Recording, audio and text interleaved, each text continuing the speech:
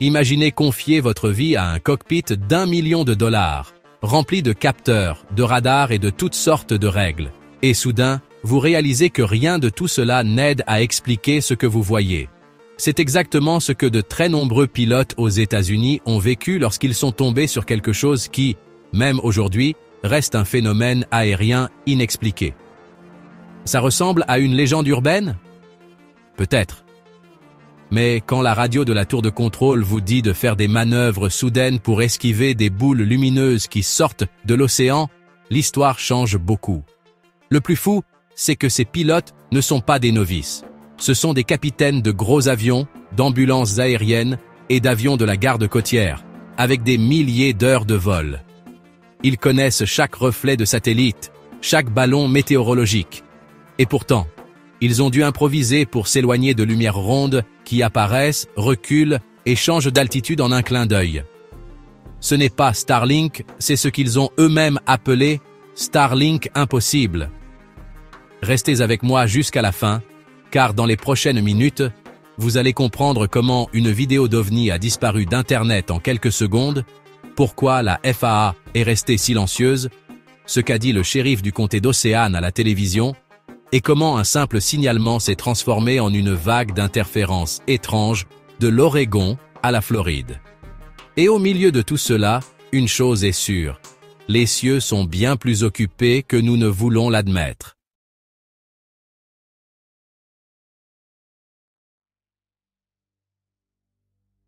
Lors de ce vol de nuit habituel au-dessus des côtes de l'Oregon, le pilote Joe Bewley n'aurait jamais imaginé que son nom allait devenir indissociable de l'une des histoires les plus étranges jamais racontées dans l'aviation civile. En tant que commandant d'un avion ambulance, Bewley avait des milliers d'heures de vol à son actif lors de missions de sauvetage, habitué aux tempêtes, au trafic inattendu et aux pannes d'instruments. Mais rien n'aurait pu le préparer à une rencontre en plein vol avec un objet volant non identifié, une situation qui a transformé cette aube en une affaire étudiée encore aujourd'hui. Tout a commencé par un message clair de la tour de contrôle. Vous avez la permission de manœuvrer si nécessaire pour éviter cet objet. Ce n'était pas une phrase courante, surtout pour quelqu'un qui connaît les règles strictes de la communication aéronautique. L'équipage a vite compris pourquoi un point rouge et rond pulsait entre les nuages, s'approchant, se déplaçant de nouveau vers l'océan, puis revenant. Ce n'était pas un signal radar, ni un satellite hors de contrôle. Il était visible à l'œil nu, clignotant comme s'il défiait les lois de l'air. Pour quelqu'un qui effectue des missions aussi critiques, voir une telle chose peut réellement ébranler votre confiance.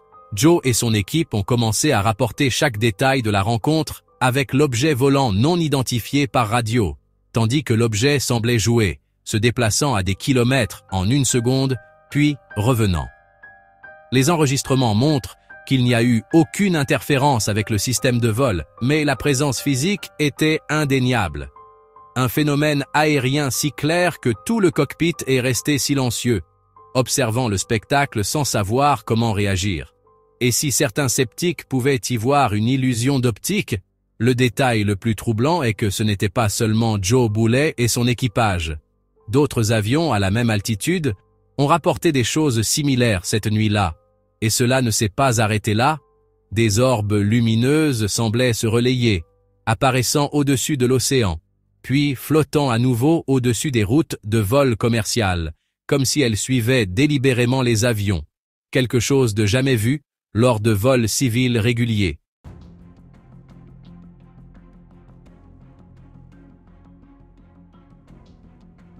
À partir de ce moment, l'histoire a cessé d'être une rumeur pour devenir un document officiel de la tour de contrôle. Car si une rencontre d'OVNI est rare, imaginez un tas de pilotes, sur différentes routes, rapportant la même chose, avec les contrôleurs au sol qui les soutiennent. Et c'est exactement ce que la partie suivante va vous montrer. Ce que les registres officiels ont révélé quand tout le monde a commencé à parler en même temps. Lorsque Joe Bewley a décrit sa rencontre avec un OVNI, il n'avait aucune idée que des dizaines de microphones étaient sur le point d'enregistrer quelque chose d'encore plus grand. La tour de contrôle, prudente au début, l'a confirmé. ce qu'ils voyaient n'était pas un simple incident isolé. En quelques minutes, d'autres pilotes, sur la même route, ont commencé à signaler des orbes rouges et rondes, flottant partout au-dessus de l'océan Pacifique.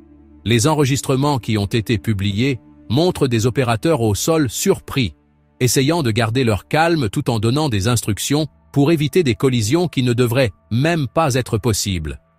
Ce qui est vraiment frappant, c'est l'altitude. Contrairement aux ballons météorologiques ou aux drones jouets, ces choses se déplaçaient entre 30 et 50 000 pieds, c'est-à-dire entre 9 et 15 km d'altitude. La tour de contrôle a rapidement réalisé qu'ils avaient affaire à quelque chose qui enfreignait toutes les règles habituelles du trafic aérien.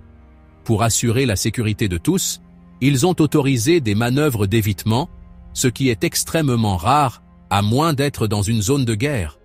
Le plus étonnant, c'est que toutes les histoires concordaient. Des pilotes à des kilomètres de distance décrivaient des orbes se déplaçant comme des tire-bouchons, changeant d'altitude, montant et descendant de manière qui ignorait simplement comment les avions sont censés voler. Pas une seule fois la tour de contrôle n'a pu voir ces choses sur ses radars terrestres, mais, curieusement, les systèmes TCAS des avions, qui sont là pour éviter les collisions, disaient qu'il y avait des objets à proximité. Un casse-tête qui a même laissé sans voix les vieux contrôleurs aériens. Pendant ce temps, les appels radio sautaient sur toutes les fréquences. Des voix tendues, des pilotes échangeant des coordonnées, s'avertissant mutuellement des mouvements erratiques. Pour quiconque observait le trafic aérien, ce chaos organisé montrait quelque chose de plus grand. Ce n'était pas seulement une défaillance technique ou un météore passé inaperçu. Ce fut un événement réel, vu par des yeux humains, mais invisible pour les radars terrestres. Une combinaison qui, à ce jour, n'a toujours pas d'explication officielle.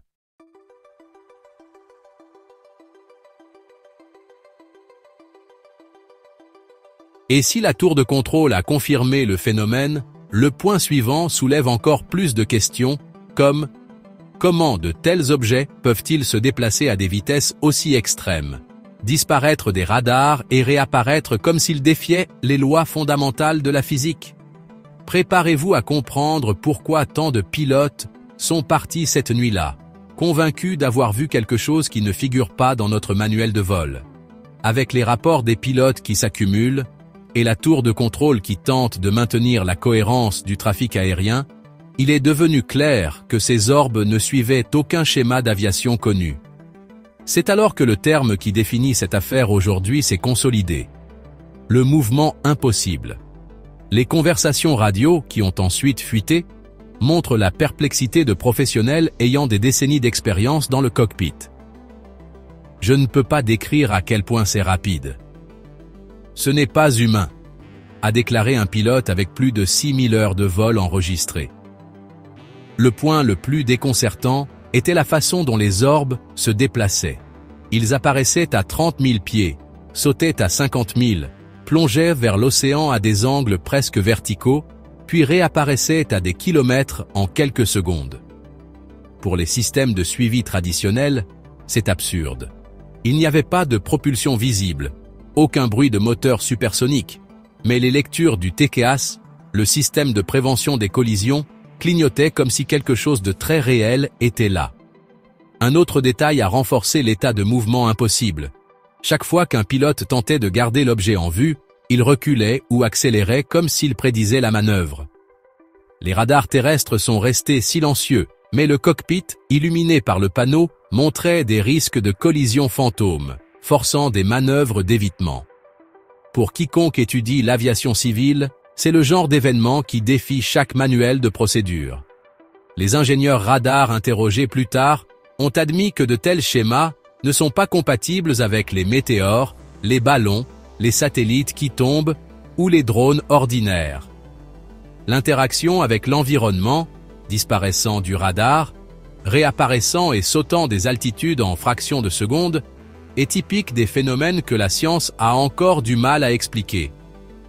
Dans le jargon militaire, c'est ce qu'ils appellent un PN, un phénomène aérien non identifié, mais avec des comportements intelligents.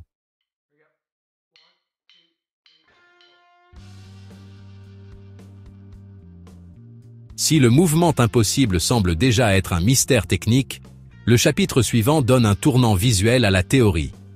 Car une partie de ce qui s'est passé cette nuit-là n'était pas seulement à la radio, Joe Bewley et son équipage ont en fait enregistré quelque chose. Et c'est exactement ce que nous allons décortiquer maintenant, ce que ces caméras ont réellement capturé au-dessus de l'océan. Avec le mouvement impossible par radio, il n'y avait qu'une seule façon de transformer la discussion en fait, des images. Joe Bewley, un professionnel expérimenté des vols médicaux, savait que chaque preuve comptait. Il a posé la caméra sur le tableau de bord et a filmé le ciel au-dessus du Pacifique. La séquence OVNI qui en a résulté est devenue un classique culte parmi les passionnés d'OVNI. Des lumières pulsantes, des lueurs changeantes, apparaissant et disparaissant à des angles fous. Tout l'équipage a vu ce que les caméras tentaient de capturer. Les lumières circulaires semblaient savoir ce qui allait arriver, se déplaçant d'un côté à l'autre en un clin d'œil. Il n'y avait aucun son, pas d'éclairs brillants de moteur. Pour quiconque regardait les images, cela ressemblait à quelque chose de vivant, interagissant avec l'avion. Cette séquence OVNI a duré 14 précieuses minutes, mais tout n'a pas survécu à ce qui s'est passé ensuite.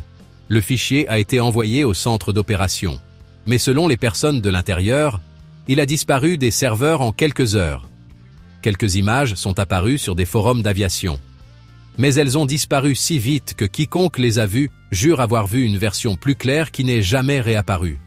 Pour les enquêteurs indépendants, cette disparition rapide en elle-même est un détail qui reste dans l'esprit de quiconque enquête sur cette affaire. Encore plus déconcertant était l'audio enregistré au même moment. Les pilotes parlaient d'objets sortant de l'océan, tandis que les gardes-côtes, par radio, confirmaient des choses étranges en mer.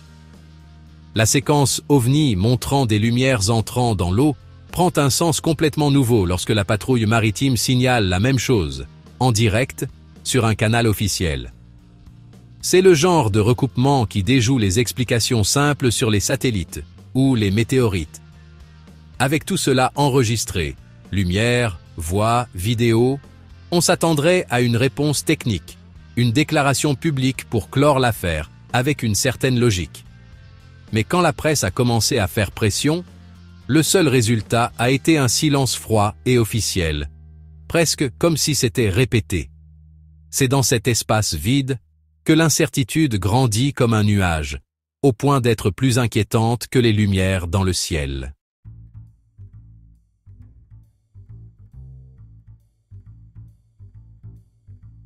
Si tous ces enregistrements d'OVNI semblent déjà sortis d'un scénario de film, ce qui a suivi a ajouté une couche encore plus épaisse de mystère.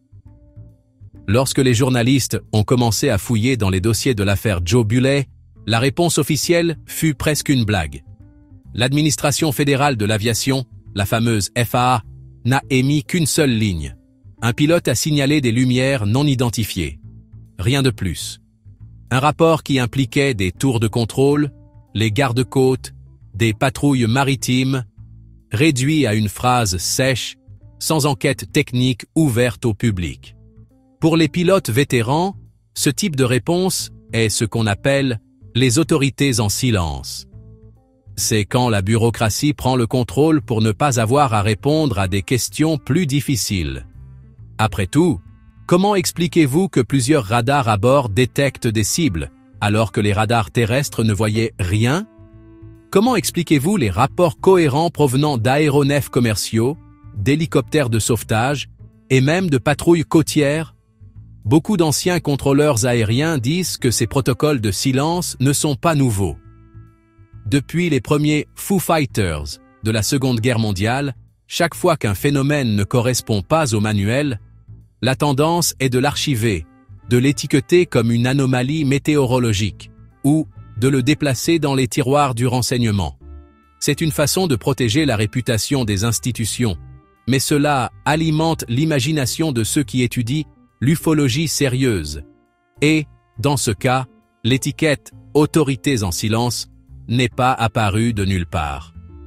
Les quelques enregistrements encore disponibles montrent que même l'audio original de 14 minutes a été supprimé des systèmes de sauvegarde. Le fait est que les gardes-côtes ont même confirmé, dans des transmissions séparées, des objets sortant de l'océan, renforçant l'idée d'une connexion sous-marine. Pourtant, personne n'a présenté d'autres rapports, ni offert de théories techniques sur les satellites, les drones ou les ballons. Le silence officiel a transformé le grésillement de la radio en carburant pour la spéculation mondiale.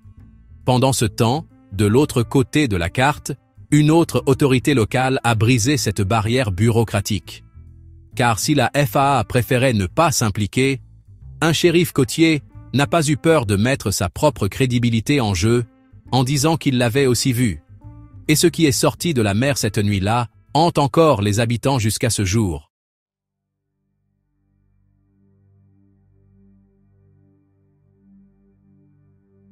Si les autorités silencieuses dans les airs alimentaient déjà les théories, ce qui s'est passé sur la côte du New Jersey a apporté une bouffée d'air frais à ceux qui doutaient des rapports isolés.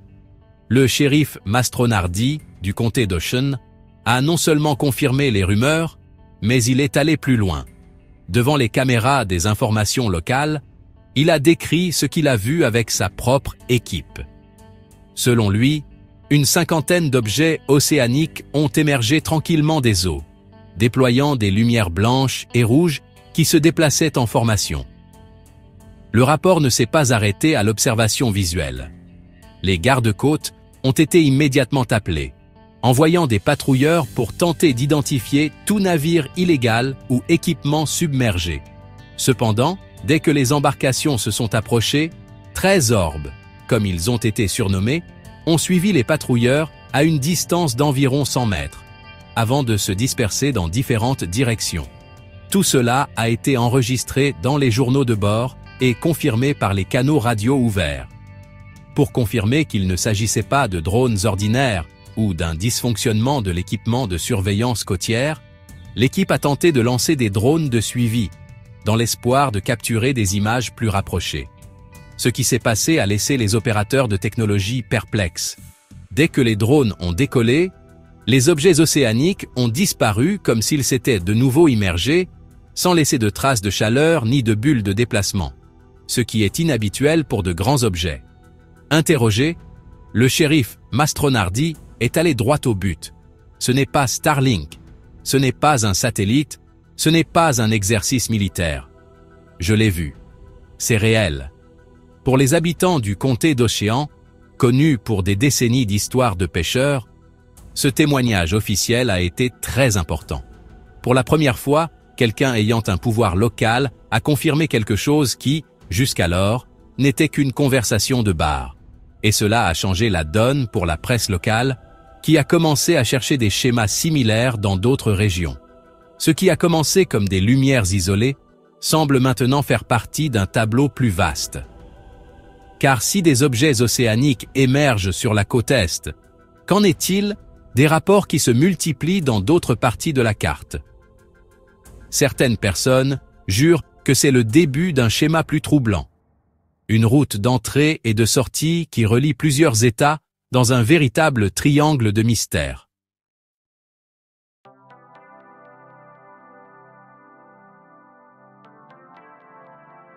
Quand le shérif Mastronardi a confirmé ces objets sortant de l'océan, les enquêteurs d'OVNI expérimentés ont réalisé que ce n'était pas un incident isolé.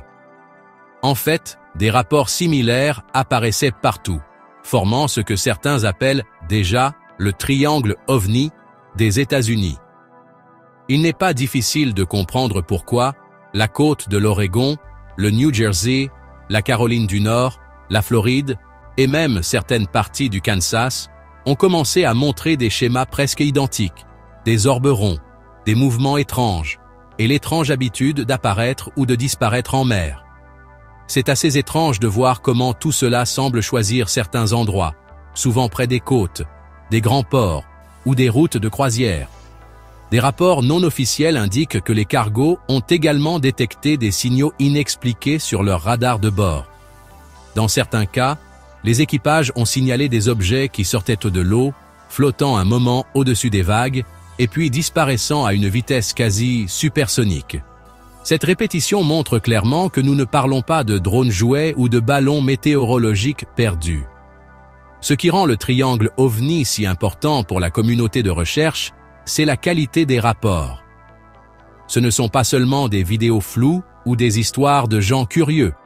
Nous parlons de pilotes commerciaux, d'opérateurs radars, de gardes-côtes, de pêcheurs expérimentés.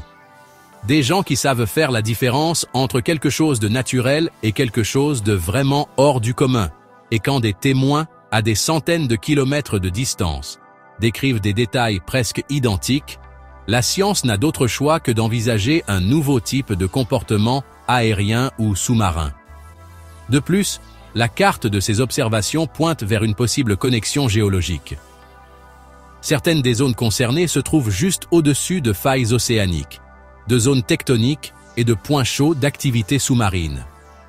Pour certains chercheurs, cela soulève une idée intéressante. Ces objets pourraient-ils utiliser des poches d'énergie géothermique pour se déplacer? Ou est-ce une simple coïncidence, qui se renforce par notre habitude de relier des points qui n'existent peut-être même pas? Le triangle OVNI étant tracé, la question devient plus grande. S'il existe une route préférée pour ces choses, qu'est-ce d'autre pourrait-ils affecter? Car, à mesure que le nombre de témoins augmente, des rapports d'effets étranges à la surface commencent à arriver, et avec eux, des signaux mystérieux qui défient même les experts en technologie.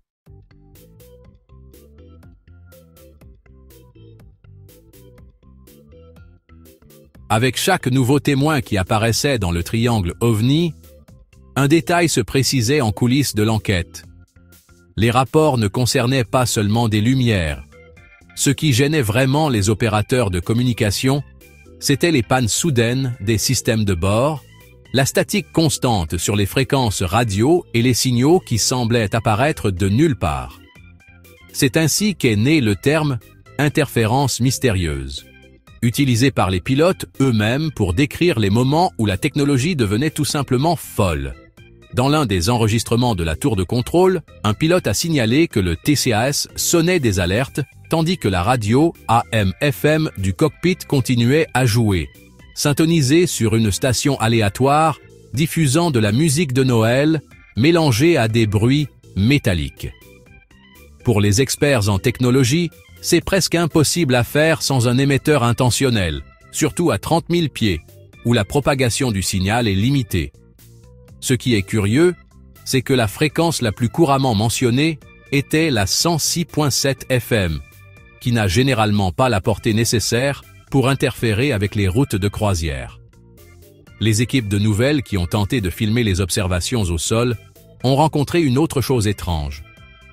Les caméras haute définition, conçues pour capter chaque mouvement, sont revenues avec des images floues et des éclairs de lumière en forme d'arc. Certains caméramens ont dit que c'était comme une sorte de champ de force qui interférait avec le capteur numérique. Bien qu'il n'y ait aucune preuve de blindage électromagnétique, tout le bruit et les défaillances visuelles vous font penser que quelque chose provoque volontairement, ou par accident, des interférences mystérieuses dans la zone environnante. Même les drones n'ont pas échappé au mystère. Des équipes utilisant des drones de suivi ont signalé des pertes de signal, des gels de GPS et des crashs inexplicables, chaque fois qu'elles tentaient de s'approcher des orbes ou des lumières au-dessus de l'océan. Pour les enquêteurs indépendants, cela renforce l'idée que le phénomène a une signature technologique. Pour les sceptiques, ce n'est qu'une coïncidence, mais les coïncidences se produisent rarement de manière aussi constante. Ce que nous tirons de toute cette interférence mystérieuse, c'est un avertissement silencieux. La meilleure technologie ne garantit pas toujours le contrôle. Quand l'air, la mer et la transmission font partie du puzzle, tout ce qui reste au pilote est d'écarter ce qui n'a pas de sens. Et dans cette situation, la confrontation finale se présente. Si ce n'est pas un ballon, ce n'est pas un satellite, qu'est-ce que ça pourrait être? C'est là qu'intervient l'argument le plus répété et le plus rejeté de tous. Pourrait-il s'agir de Starlink? Mais les personnes qui étaient en l'air avaient une réponse très claire à cela.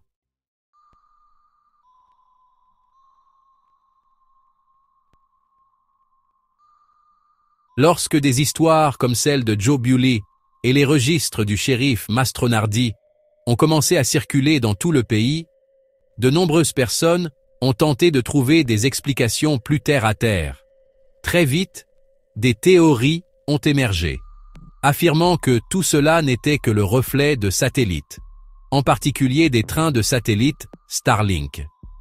Mais ceux qui étaient dans les airs cette nuit-là vous diront que cette idée est ce que beaucoup appellent le Starlink impossible. Une façon de faire entrer le phénomène dans quelque chose qui n'a tout simplement aucun sens technique. Joe Bewley, par exemple, a plus de 6000 heures de vol à son actif. Dans les interviews qu'il a données après la rencontre OVNI, il a été très clair. « Je sais ce qu'est Starlink. Je l'ai vu des dizaines de fois. Ça ne tourne pas, ça ne retourne pas à l'océan. Ça ne disparaît pas du radar pour ensuite réapparaître en quelques secondes. Pour quiconque vole à des altitudes de croisière, les satellites sont des points fixes ou des lignes droites de lumière, jamais des orbes ronds dansant à différentes hauteurs. De plus, la façon dont ces objets volent ne correspond tout simplement pas à la façon dont un satellite se déplace dans l'espace. Starlink, ou tout groupe de satellites en orbite basse, ne peut pas passer de 30 000 à 50 000 pieds, et encore moins plonger dans l'océan pour en ressortir ensuite. Ce va-et-vient dans et hors de l'eau, même capté par les gardes-côtes, n'est qu'une preuve supplémentaire que l'appeler Starlink est une faible explication pour quelque chose qui agit de manière totalement imprévisible. Même les ingénieurs du trafic aérien confirment qu'aucun drone commercial connu n'a la portée, la durée de batterie et la vitesse nécessaire pour suivre le rythme des avions sur une route de croisière sans être détecté par le radar au sol. Le détail le plus troublant est que le radar TCAS affichait des cibles proches, mais les radars au sol restaient en vide. Pour quiconque connaît les règles de l'aviation, c'est un signe clair de quelque chose de plus qu'un simple satellite artificiel. Pour les pilotes, cette idée du Starlink impossible n'est que la pointe de l'iceberg. Si ce n'est pas un satellite, ce n'est pas un drone, ce n'est pas un ballon. Alors il n'y a qu'une seule chose certaine. Il existe un phénomène aérien, et maintenant sous-marin, que notre technologie actuelle ne peut expliquer. Et c'est le point qui soulève la question finale. Que signifie tout cela pour les personnes qui passent leur vie à voler et à faire confiance au radar? Peut-être que la réponse se trouve bien au-delà des câbles à fibres optiques ou des manuels d'aviation.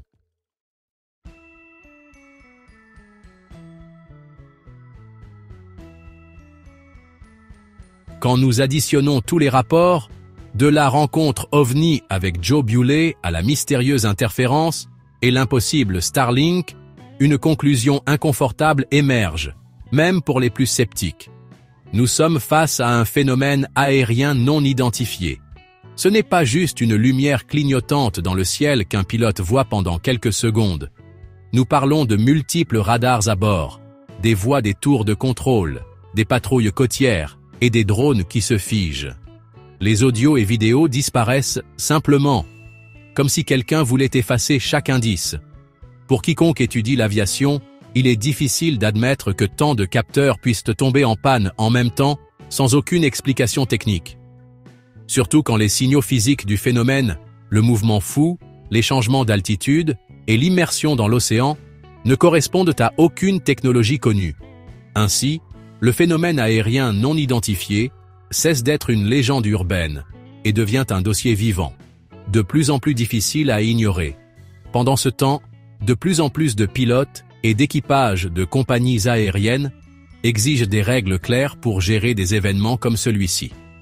Si un objet peut pénétrer dans l'espace aérien à 30 000 pieds et forcer des manœuvres d'évitement, ce n'est plus seulement quelque chose dont on est curieux. Il s'agit de la sécurité du vol. Mais comment rédiger des manuels pour quelque chose que la physique connue ne peut pas expliquer? C'est ici que la ligne entre la science, la technologie et ce que nous appelons pour l'instant impossible est mise à l'épreuve. Pour certains ufologues, chaque phénomène aérien non identifié est une pièce d'un puzzle beaucoup plus grand. Peut-être est-ce une technologie d'un autre pays, peut-être sont-ce des drones de surveillance autonomes, Ou peut-être est-ce quelque chose au-delà de notre compréhension, une force intelligente qui observe, étudie et interagit avec la planète à des points clés, comme les zones côtières et les routes de voyage fréquentées. Au final, le message est clair. Ignorer ces événements ne les rend pas moins réels. À mesure que de nouveaux équipages continuent de décoller chaque nuit, le ciel reste une scène pour des rencontres qui brisent notre idée de contrôle. Si un phénomène aérien non identifié est tout ce que nous pouvons l'appeler pour l'instant, alors qu'il nous rappelle au moins, il y a bien plus au-dessus de nous que ce que notre imagination ne peut généralement gérer.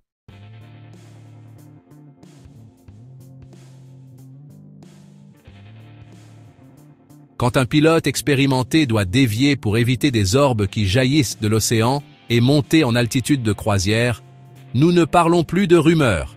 Nous sommes face à un phénomène aérien inexplicable, enregistré en audio, en vidéo, sur radar, et dans les yeux même de ceux qui vivent là-haut, tous les jours.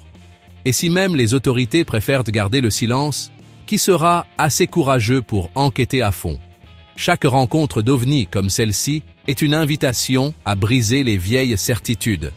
Peut-être ne saurons-nous jamais s'il s'agit de drones secrets, d'artefacts d'une autre nation, ou de quelque chose bien au-delà de notre technologie. Mais une chose est sûre, l'ignorer ne le fera pas disparaître. C'est notre curiosité, notre science et notre œil entraîné qui peuvent débloquer une meilleure compréhension. Maintenant, dis-moi, penses-tu que nous sommes prêts à faire face au fait que nous ne contrôlons pas tous les cieux? As-tu déjà pensé à ce qui se passerait si demain, un autre équipage devait choisir entre faire confiance au radar ou à ses propres yeux? Laisse ton commentaire ici. Je veux lire ta théorie. Et si tu veux continuer à explorer chaque cas étrange qui défie tout ce que nous savons sur ceux qui volent, abonne-toi à la chaîne, active la cloche et viens avec moi. Parce que la prochaine lumière dans le ciel pourrait être plus qu'une simple coïncidence, elle pourrait être le début d'une vérité que personne d'autre ne pourra cacher.